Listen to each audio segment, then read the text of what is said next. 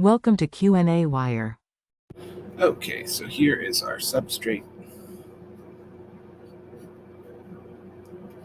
We have a methyl group, hydrogen below. We have a bromine and a hydrogen below. And we are reacting this with sodium methoxide, or CH3ONA, remembering that the oxygen then would be negatively charged and the sodium would be positively charged. And we're doing this in methanol. And so we need to draw the product. Well, first we need to determine what kind of reaction this is. I like to look at the substrate and say, look, our leaving group is on a tertiary carbon. What that means, secondary carbon. What that means is that SN1, SN2, E1, and E2 are all possible. Secondary doesn't rule anything out. So now what we might want to look at is our either nucleophile or base and identify the strength of it. Well, it is a charged methoxide ion. It is both a strong base and strong nucleophile.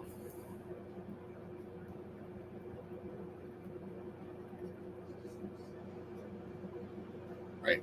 And if we have a strong base, strong nucleophile, that typically means that we can rule out SN1 and E1. Those tend to favor weak nucleophiles, weak bases.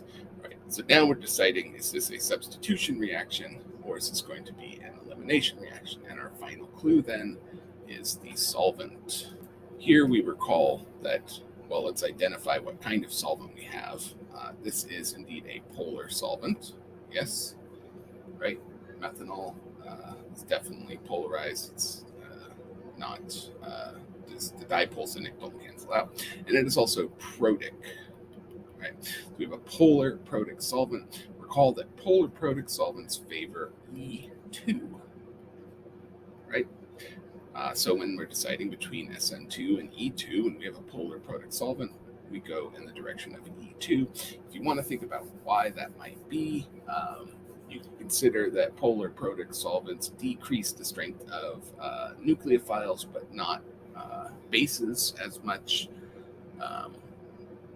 It's kind of hard. You're getting into the weeds when you start to talk about solvent effects because there's a lot of like hard and fast rules that are very the further you go in organic chemistry, you learn that these hard and fast rules aren't always true, so I wouldn't worry too much about it. Just focus on the fact that when you're deciding between SN2 and E2, if you have polar protic, go for E2. Given that, we now need to determine what the E2 product of this thing would look like. Recall the E2 reactions. You look at your bromine or your leaving group, and then you identify neighboring carbons that have hydrogens on here. Here we have actually not been shown two hydrogens, which are indeed capable of participating in an elimination reaction, but we'll see why they aren't being considered as much. So I'm going to make a little space here. Recall that the way that an E2 reaction works is that the base will abstract a proton from a neighboring carbon, a carbon neighboring the leaving group, like so. The electrons from that carbon-hydrogen bond will be left behind to form a carbon-carbon double bond, and the leaving group will leave. And so the question you might have is it going to happen here between these two carbons, or will it happen here? Okay. And so then that's the final thing we have to discuss. Note also that it is necessary for us to have a hydrogen that is anti to the bromine across the bond. That means if the bromine's on a wedge, the hydrogen must be on a dash, and vice versa. Well, it just so turns out that when we have a small base, that we always form what is the so-called Zaitsev product, meaning the more substituted double bond. That is, the red arrows that I drew would generate this product, whereas the green arrows that I drew would create the double bond between the bromine and the other carbon. right?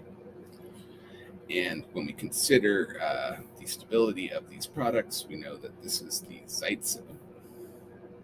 I want to draw that in green. This is the Zaitsev product, the more stable, more substituted product, whereas this is the Hoffman product, the less stable, less substituted product. And that if we have a small base, as we do here, methoxide is a very small, agile base, we will pretty much always form the Zaitsev product during E2 reactions. If we have a large, bulky base, like say LDA, we would preferentially form the Hoffman product. But in this case, small base, Zaitsev.